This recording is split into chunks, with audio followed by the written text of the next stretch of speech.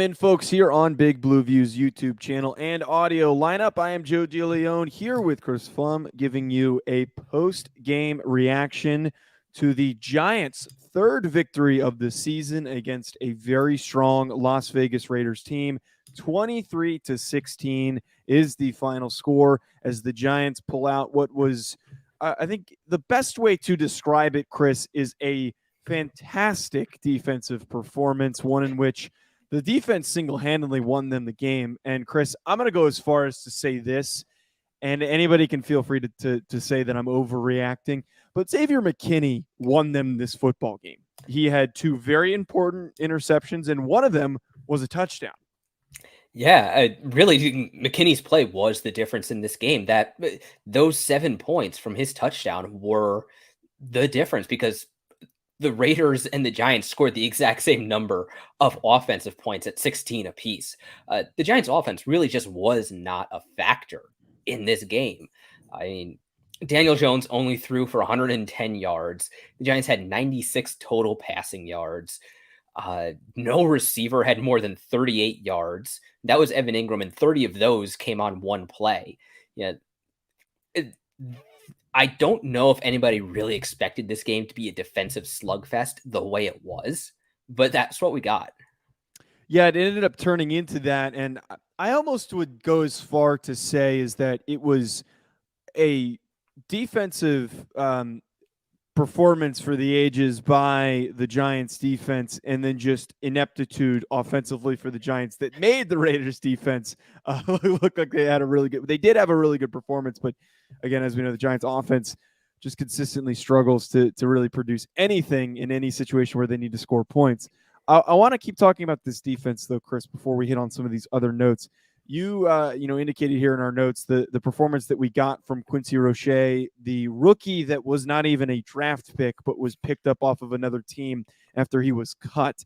He got the sack fumble. I believe that was him at the end of the game that had the sack fumble. Yes, it was. And, I wrote about this after the game. I have no idea what the Pittsburgh Steelers were thinking when they cut Roche. He was a guy we both liked. We both thought the Giants would do well to draft him. And, if I remember right, we both thought he would be a good draft pick somewhere on the second day. And he wound up tumbling all the way down to the bottom of the 6th round. He was drafted after Gary Brightwell, who didn't play this game, or if he did, it was just on special teams.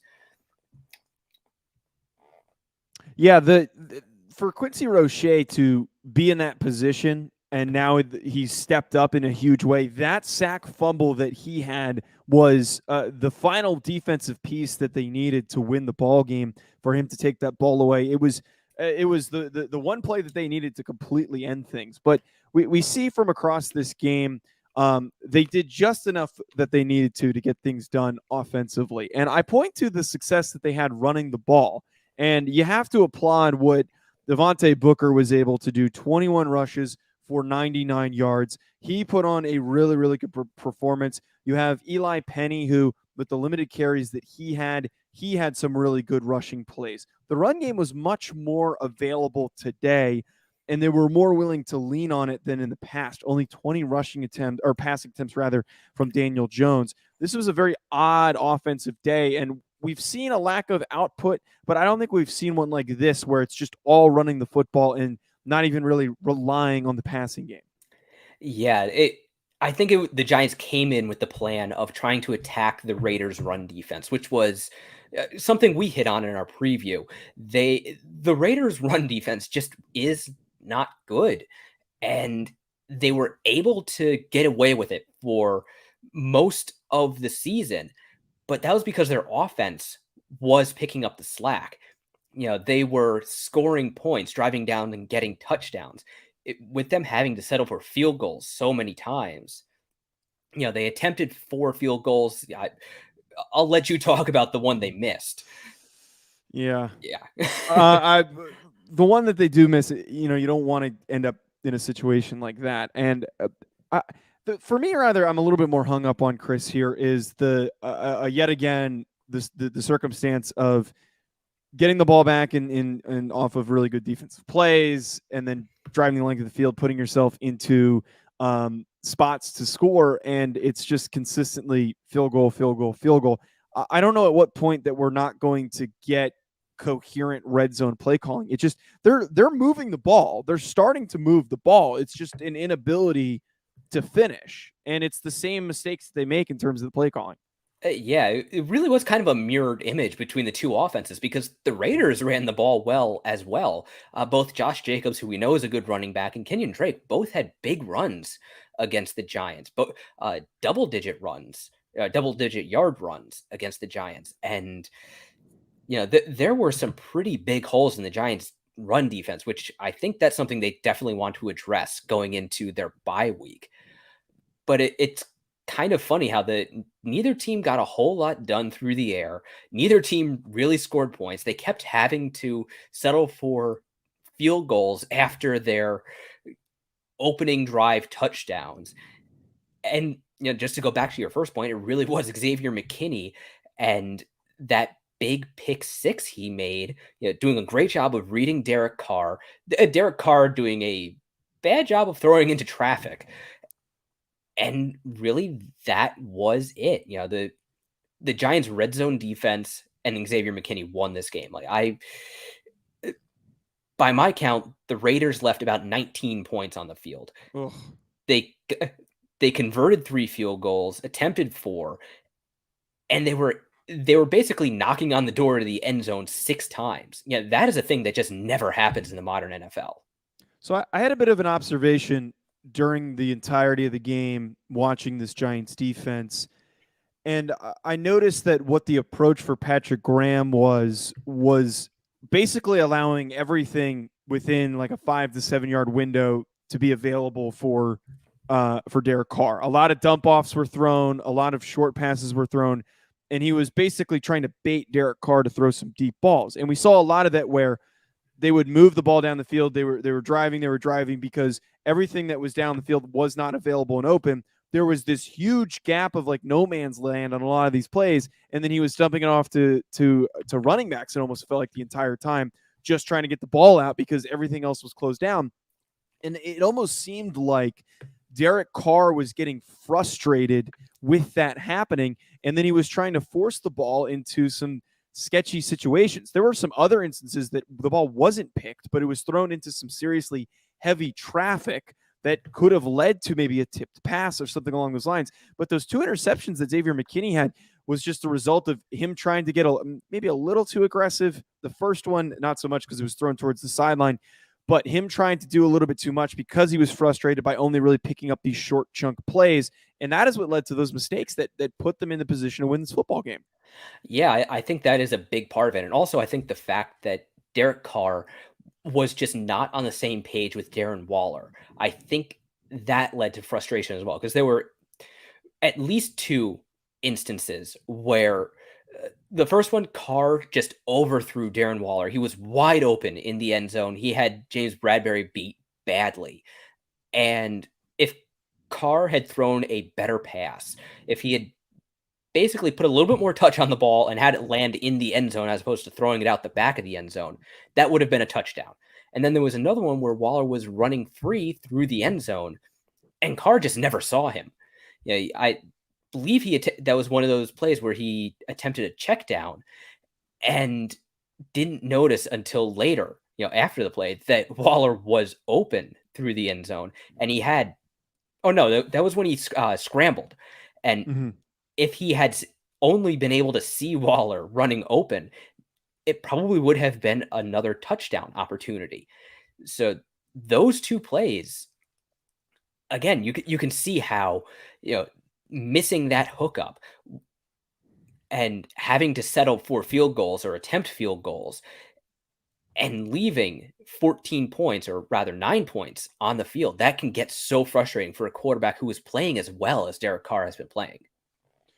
So the last thing I just want to hit on here, Chris, and I'm a bit torn on the angle that I want to take when talking about the offensive line's performance, because they did a good job against the run.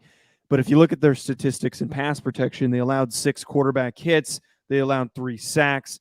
That statistically is not a very good day. We saw a number of plays where it felt like Daniel Jones was heavily rushed They were pressuring him a bit. They were very, very pressed up the entirety of this game. And I want to go back and watch the film and maybe get a glimpse of what that defensive approach was. But they were really hovering around the line of scrimmage. They were really trying to get up in Daniel Jones' face and not allow him to do what he normally does, which is hit those short underneath routes and then also allow him to scramble. They wanted him to make mistakes. But if you look at those numbers, 3 sacks, 6 quarterback hits against a really good pass rush, that's not that bad, but still it is not a good performance. And I would argue that's probably a big reason why they shifted their focus to saying, let's just keep running the football. Let's see what results that we can produce with that. And then if we can maybe get some pass plays going, we'll do that. But we don't want to rely on them in this game. Yeah, I think the offensive line is an issue, and it will be an issue just for the rest of the season, because the Giants aren't really going to get any breaks in the defensive fronts they face from here on out. I mean, right after their bye week, they have to go up against the Buccaneers, and they've got one of the best defensive fronts in the whole NFL. So I think it was kind of an expected result where against Yannick Ngakoue and Max Crosby and Solomon Thomas and Carl Nassib, the pass protection was spotty at best. I mean, they were 3 sacks, six hits. That's basically 9 pressures on, 20 total passes. So that is not good. No, and that's also not counting the, I guess, sack the Raiders got on Kadarius Toney as well. That's a good point. Which also, can we put the trick plays back at the end of the playbook? The one time it worked seems to have given Jason Garrett a bit too much confidence in them, because the Raiders saw those coming all the way. So let's just had to fit that in there. But also, to circle back to the offensive line, the Giants had success on the ground, but the Raiders have been giving up yards on the ground. They have been bottom third in run defense. And I think the fact that the Raiders themselves were not able to put points on the board, that allowed the Giants to lean into their running game and not have to air the ball out. I think really offensive production is, at least in the Raiders' case, their best run defense, and that just didn't materialize for them. Yeah, that's actually a really good point. This might be the only game that I can think of this season where, except maybe the Panthers game, where they had somewhat of a lead or were within striking distance to the point where they didn't need to just rush and constantly throw the ball. So it definitely is odd to see that they're able to do that effectively, and that they were able to build up, not build a lead from running the ball, but maintain the lead from running the ball and produce and take time off the clock by doing that stuff. But Chris, the one thing though that I also noticed, and I kind of led into this on the final point, you saw a lot in this game where they were super, super pressed towards line of scrimmage. They were doing almost the complete opposite of what the Giants were doing defensively, where they were trying to take everything away that was within a 5-yard distance, and they assumed that the pass rush would hit and they wouldn't be able to complete anything further than that 5-yard window. I just don't understand why there wasn't more of a willingness to maybe take some shots if they were doing that. I want to see if, from like a bit wider angle, how much coverage they were providing over the top, but it didn't really look like there was that much. It looked like they were basically baiting them to do it, and they were trying to shut down those short passing plays. And we still kept seeing those 2-yard drag routes to tight ends, despite this being the defensive strategy. Yeah, I think part of it really was just concern over the pass rush, because even when Jones wasn't getting hit, the offensive tackles were getting pushed back to him. The Raiders were getting a lot of pressure. And also, I think the Giants, especially since the Rams game, have been doing their best to simplify the passing offense for Daniel Jones. Like, they take shots. We saw that 30-yard shot to Evan Ingram, but that was basically the longest play of the game for the Giants. Jones averaged 5.5 yards per passing attempt. He only averaged 3 1/3 air yards per completion, and his average pass was almost 5 yards behind this first down markers.